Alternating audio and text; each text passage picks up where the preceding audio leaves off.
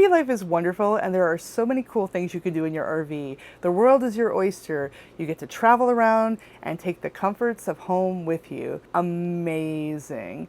But while there's so much freedom and adventure to be found, there are some things that honestly you should never do in your RV, and while you could take the risks, are probably not worth it. So in today's episode, I wanted to talk about a few of those things, just so you know, just to give you a heads up. Now, some of this might be controversial and you might not agree with me, and if that's true, let me know in the comments. I'm always open to hearing what other people have to say, and I'm also sure I missed a few. But without any further ado, let's dive in. So the first thing that I wouldn't do in your RV is burn a candle. Now you might be saying, well, candles are fun, they're pretty, and that's true. I love candles. We were actually at a cool artist's flea market and somebody had the most beautiful beeswax candles in there, and I had this moment I really wanted to buy them to burn in the RV, and Justin was like, you can't, if you get those, you're gonna have to store them until we get somewhere you can burn them.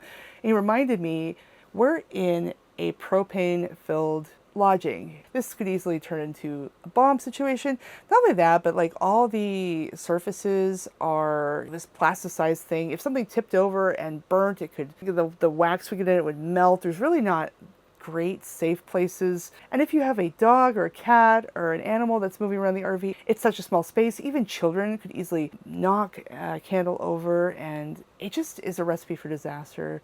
They're so pretty. I wish I could do it. It's just very unsafe. I wouldn't. Don't burn candles in your RV. You're just asking for trouble. The next thing you should never do in your RV is speed.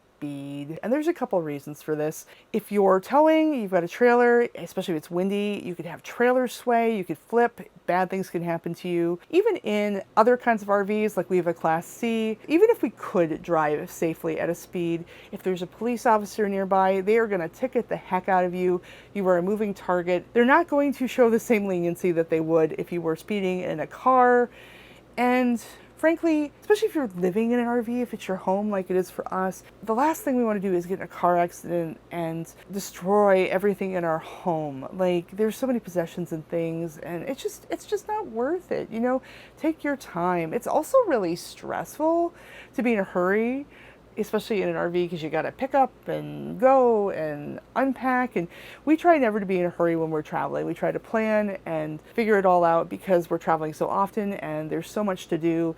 It's just more stress than you need, frankly. So I'd say never speed in your RV. You know, I guess in situations where you do it briefly a little bit to get past a hazard, because it's more safe to be past a hazard, perhaps, but no. Don't speed in your RV. I don't think it's a good idea. The next thing you should never do is dump your tanks on the ground. Ew. So people understand this intuitively when we're talking about the black tanks, your bathroom things. Sometimes people are like, well, gray water's fine. It's just water. It's just stuff we've washed. But gray water can get pretty funky monkey too. There are soaps and byproducts of soaps that are bad for the ground, for the drainage areas that you really need to have processed. Gray water needs to be processed as well. Not to mention that there will be things that you have washed off. So if you have anything nasty on you, you've taken a shower, the nasty stuff is in your gray water. Yes, it's diluted, but it's still in there. And then, you know, in your kitchen, you have dishes and things where you've washed food particles off. That also has bacteria. It's just gross and it's inconsiderate. So do not be dumping your tanks on the ground. The next thing that you shouldn't do is drink water that hasn't been filtered. As you're traveling around all these different places, the city water is going to range through all sorts of conditions, and you're really depending on a stranger to have maintained those systems, and then the local governments and stuff to have made things safe. It's roulette. It's very easy to get an outside stage filter. We have two different stages we go through. We have our outside stage filters that are pretty cheap. We get them at Walmart. That's outside. And then once the water comes in the rig, if we're drinking it, we also have our zero water filter system, which is awesome. That is delicious. It actually makes it taste better than any bottled water I've had. This is not sponsored. I just really like zero water. And I'm sort of addicted on it now. We go back to Sticks and Bricks. I'm still going to be drinking it because it is so tasty. Don't want to risk it. It's not worth. You could get really sick drinking unfiltered water. I mean, in a pinch, in an emergency survival situation where you're in a really tough spot, yeah, but why put yourself through that? filter your water. The next thing you shouldn't do is also related to water, and that is when you're leaving your rig for any length of time, especially if you're going away. Like, some people will have a spot where they leave their rig all season and they come on the weekends and they go away for the week. Do not leave your water on. Unhook the water from your rig or turn it off, because if something happens and there's a leak in the rig and you're away, you will total your RV, and you don't want that. We're actually very stringent about it. If we're leaving for more than 5 or 10 minutes, if we're going anywhere, we turn our water off and then we turn it back on when we get back in. We just have like a little switch that you just kind of put it in position and it either blocks the water or not. So it's really simple, it's really easy. Don't leave your water on.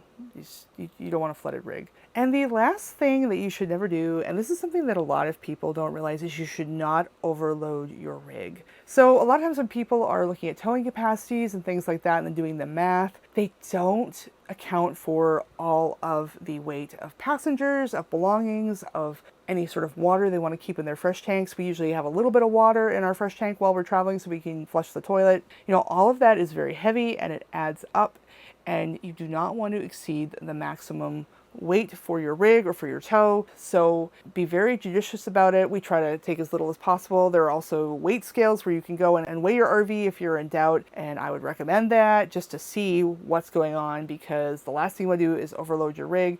You can cause damage to the rig. You can, again, have trailer sway issues and flip over if you're in a tow behind situation. You do not want that. It is not worth it. I have seen some pretty gnarly stuff. I have seen people who brought sets of encyclopedias. I saw some people that brought a whole set of free weights with them, which is like, oh my goodness, don't do that. Like, go to a gym. There are chain gyms that have locations all over, something like 24-Hour Fitness or Planet Fitness. Just find something like that and go and use their stuff. Or a lot of RV parks have gyms with free weights.